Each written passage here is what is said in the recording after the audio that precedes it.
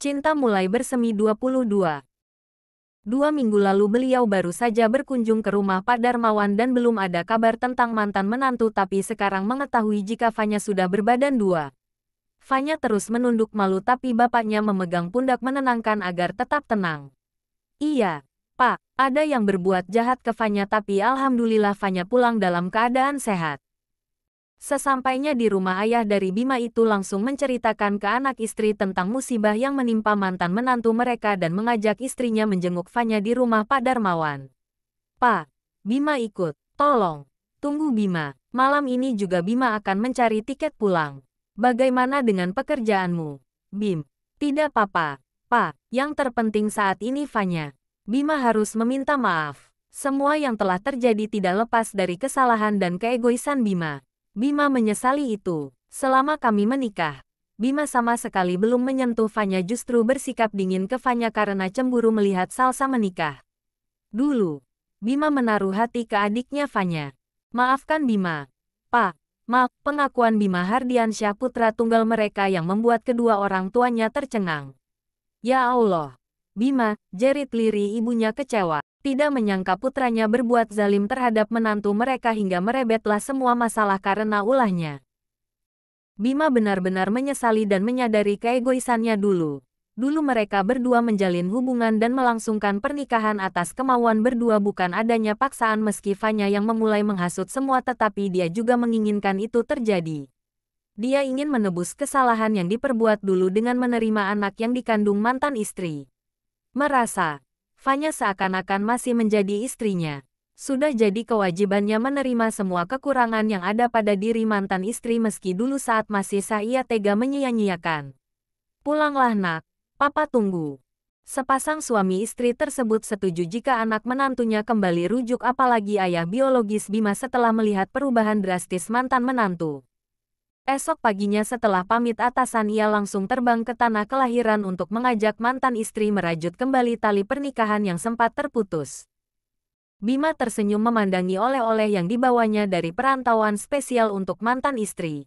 Beberapa pakaian sedikit terbuka kesukaan Fanya dulu, berharap si dia menyukainya. Saat hati menerima, semua terasa indah membahagiakan. Asteris asteris asteris. Fanya, iya, Pak, disenderkan sapu lidi yang ada di genggaman ke pohon mangga samping rumah setelah mendengar ayahnya memanggil dari dalam rumah. Ada apa? Pak, buka pintu ini. Ada apa-apa di dalamnya? Surprise untuk kamu. Pasti kamu menyukainya. Dengan rasa penasaran yang tinggi Fanya membuka kunci pintu kamar tersebut. Kamar, Fanya kira gudang. Kamar siapa ini? Pak. Ditarik lengan putrinya mengajaknya masuk ke dalam kamar rahasia milik beliau, hanya beliau yang tahu. Sangat bersih dan terawat, tidak seperti ruangan lainnya. Semua barang ibumu yang tersisa dan kenangan semua Bapak simpan di sini. Maafkan Bapak, hanya ini yang tersisa. Semua sudah dibuang sama wanita itu. Sesaat Fanya terbengong-bengong, tidak percaya dengan mulut sedikit terbuka, sangat tidak menyangka akhirnya bisa bertemu ibu kandungnya meski hanya lewat kenangan. Tanpa disadari air mata bahagia lolos begitu saja. Terima kasih, Pak. Ini spesial banget, sangat berharga. Dielus kepala putrinya yang menangis haru. Ini, tempat tidur ibu dulu.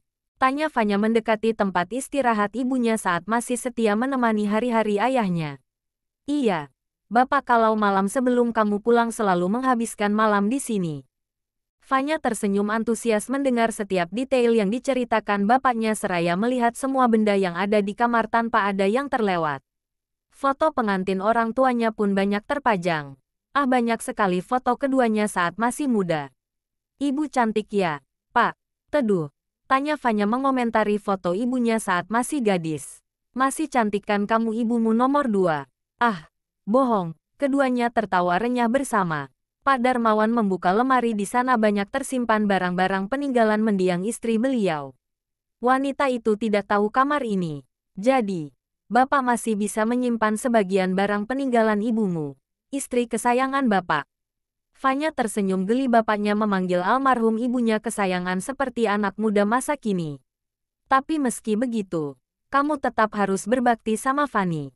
Dia juga ibumu, merawatmu sejak kecil.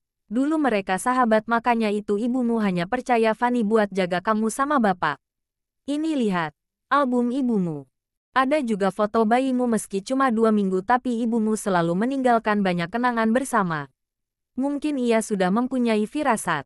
Ah sudah ah, Bapak malah menangis gini. Ini kamar buat kamu saja. Bapak mau ke belakang dulu. Beliau berlalu meninggalkan putri tunggal mereka dengan segala kenangan ke belakang rumah membuat kandang. Tante, kakek Caca datang. Masuk. Mbak di kamar. Mbak di mana? Ngawur kamu. Ngapain kamu di sini? Ditarik tangan Salsa yang sedang menggendong keponakan menuju kamar barunya. Sejak kepulangannya ia mulai dekat dan menerima kehadiran Salsa sebagai adik, begitu pula Salsa menyambut gembira uluran persaudaraan kakak perempuan. Ini yang dinantikan sejak lama. Loh, kok tiba-tiba ada kamar Mbak? Kemarin-kemarin tidak ada Diletakkan putri kecilnya yang tertidur pulas di kasur. Fanya dengan gemas langsung mencium kedua pipi keponakan. Aris yang baru saja selesai memarkirkan mobil berjalan ke belakang rumah mencari keberadaan Pak Darmawan yang tidak terlihat sejak kedatangannya. Lagi apa?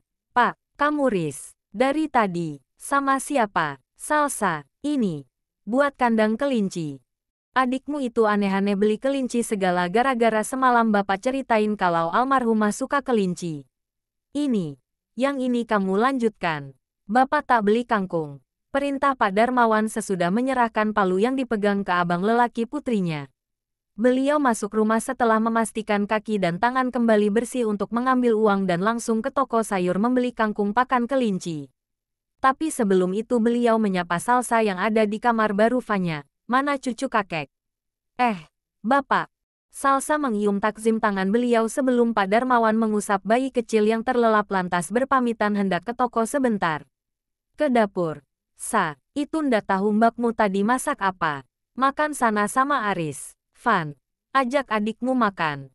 Bapak ke warung dulu. Sesudah kepergian beliau mata Salsa tanpa sengaja menangkap figura yang tergeletak berjejer di meja. Ini siapa mbak? Yang laki-laki lumayan ganteng. Kayak kenal. Fanya mendengar langsung tertawa ngakak, bisa-bisanya adiknya sama sekali tidak mengenali foto ayahnya saat masih muda. Itu foto bapak. Tawanya kembali meledak.